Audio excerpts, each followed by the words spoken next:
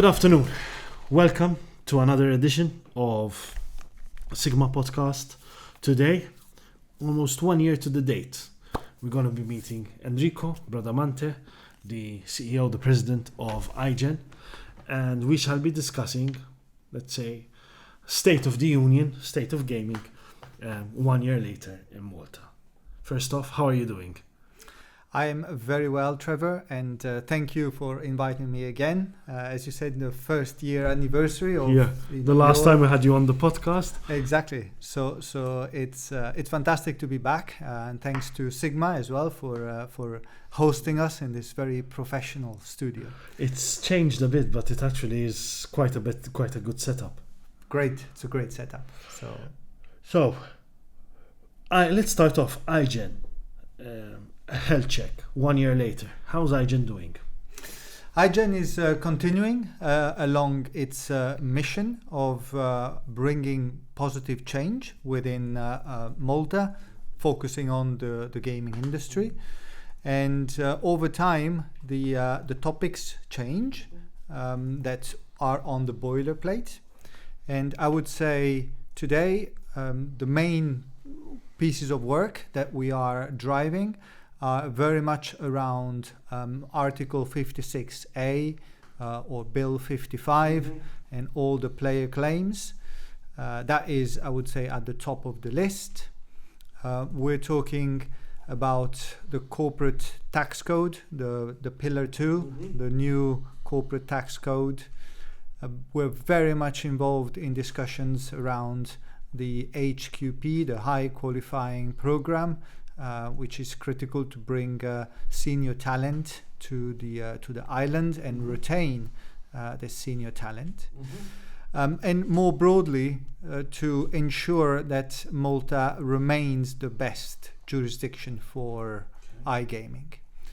So any initiative, any discussion around skills, for example, education, we are driving a very specific agenda with regards to ESG, environment, sustainability, and governance. That is something that is new, that is coming with regards to reporting obligations under CSRD. So these, I would say, are the key You've topics. given me a lot. So let's start off. Number one.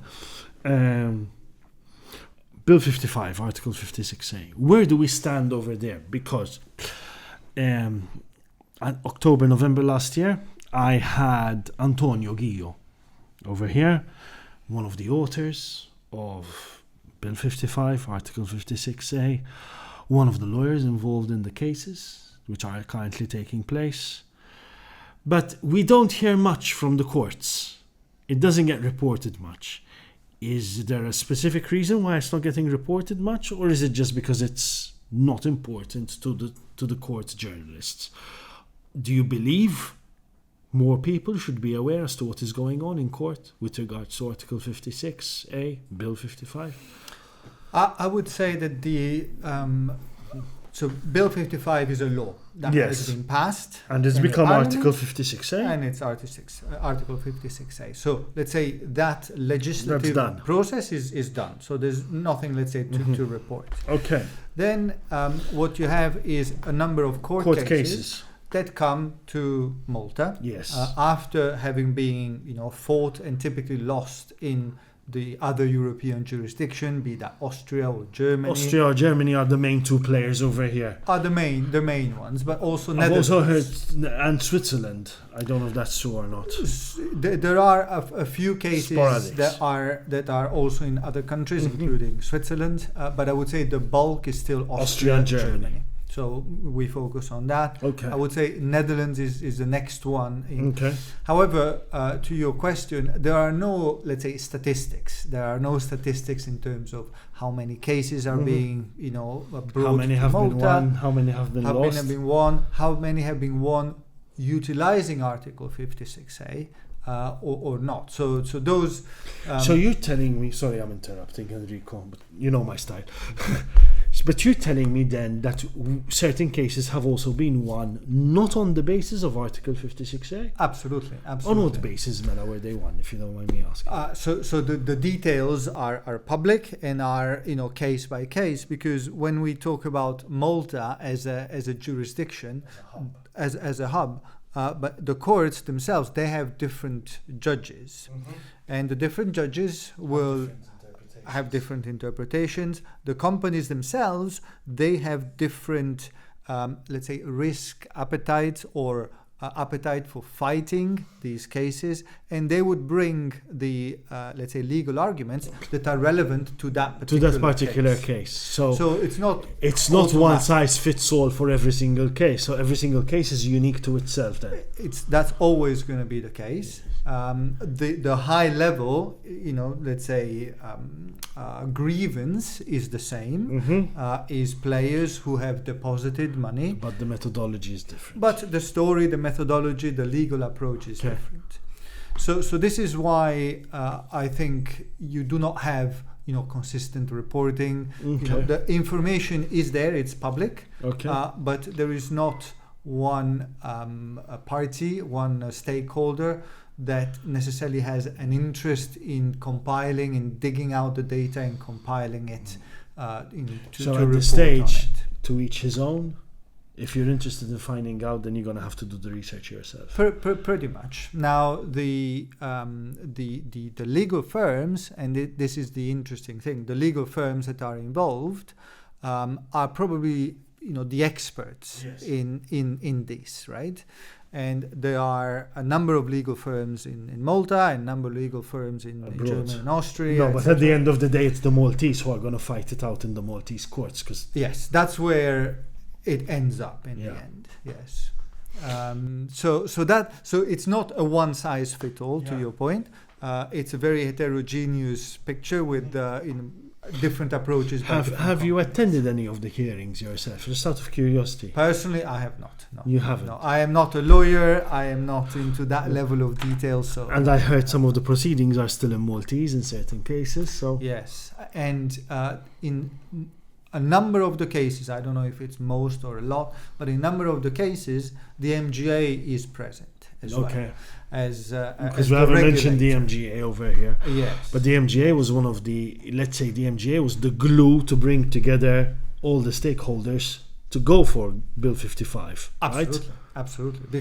And this was at the time of Carl Brinkat. Correct.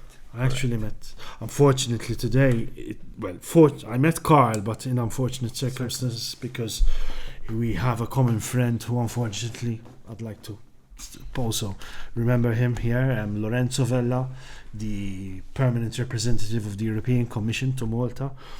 Known him for 27 years, and unfortunately cancer took him way too early. And I met Carl today, in fact. This was one of Carl's projects, right? Yes, very much so. And condolences on that, Trevor. Very, very sad. So but way too young. Carl was the glue that worked on this. So there is a ray of hope in fighting these court cases then, thanks to Article 56, right? Absolutely. And Article 56 essentially reinforces the legal framework that underpins Malta as a jurisdiction. So it is very important, and it is useful. I've had a series of podcasts these last few weeks, and something that was mentioned to me, I'm trying to remember who mentioned it exactly to me, but there was, one of them was Angelito Shiberras, who runs 21 Academy, that the MGA is currently running a study on skills gap. Is iGEN part of these discussions on skills gap? Yes. Okay, so first question, what exactly is going on? What is the MGA looking for over here? So the MGA has been doing this skills gap in the past at regular intervals. So it's part of, let's say, quantifying the issues in order to drive the right initiatives and actions.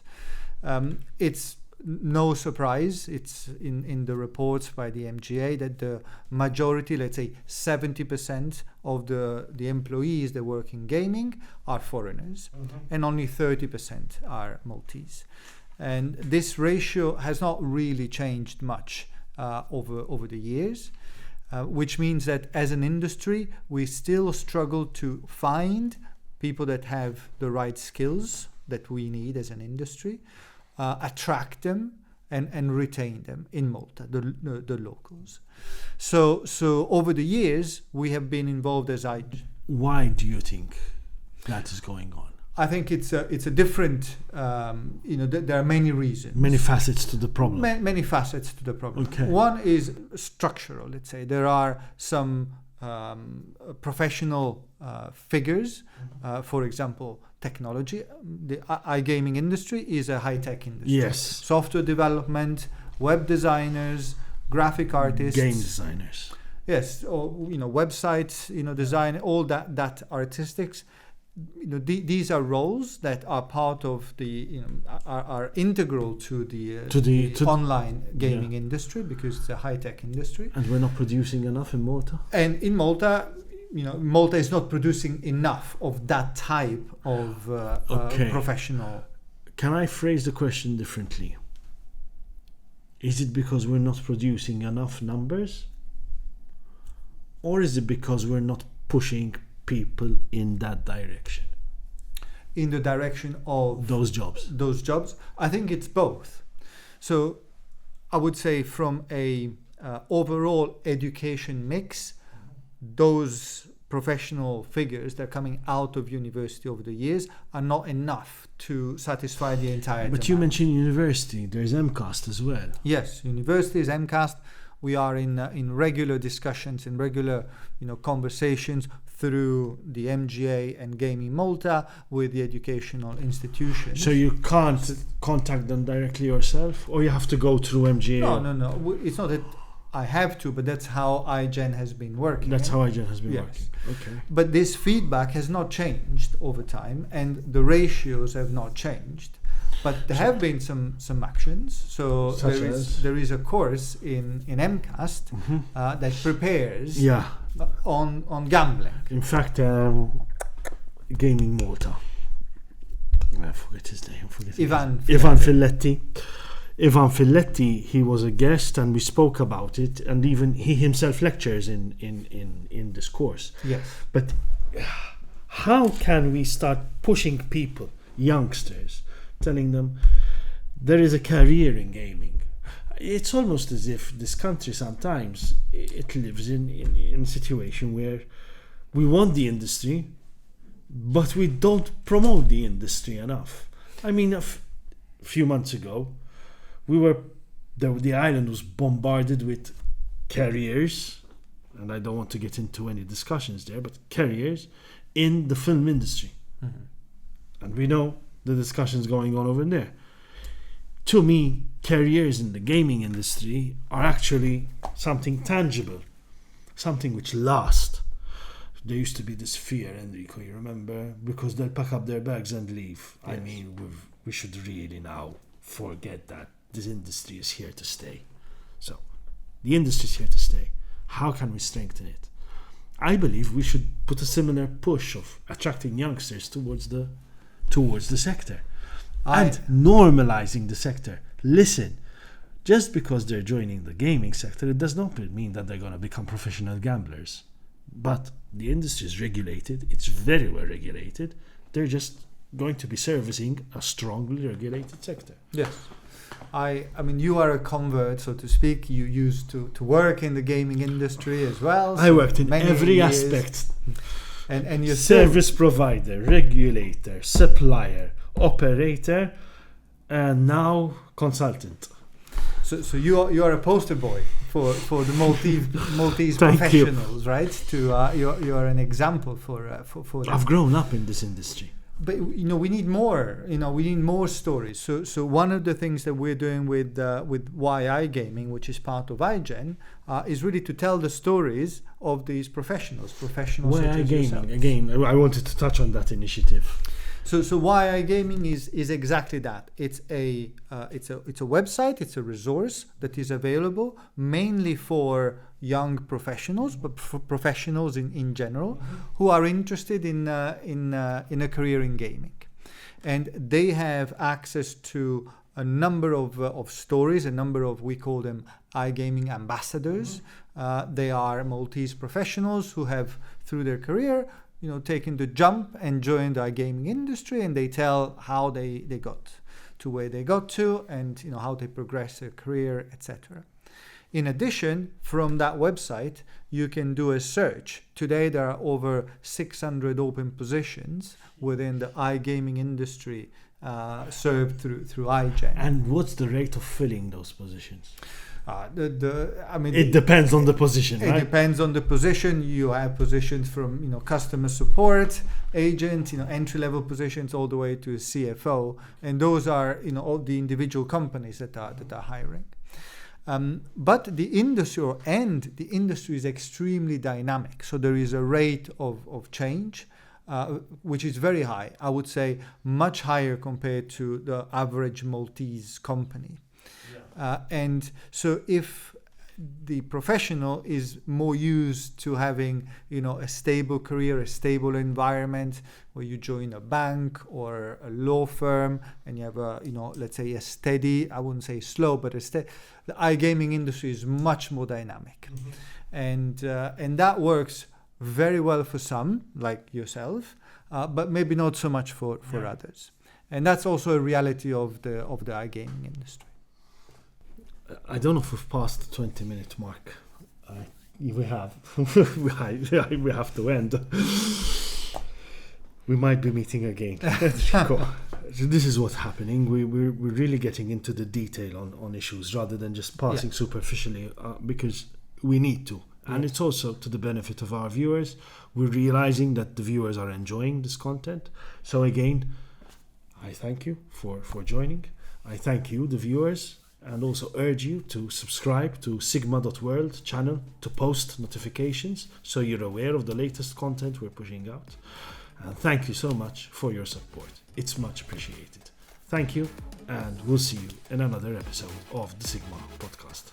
Thank you.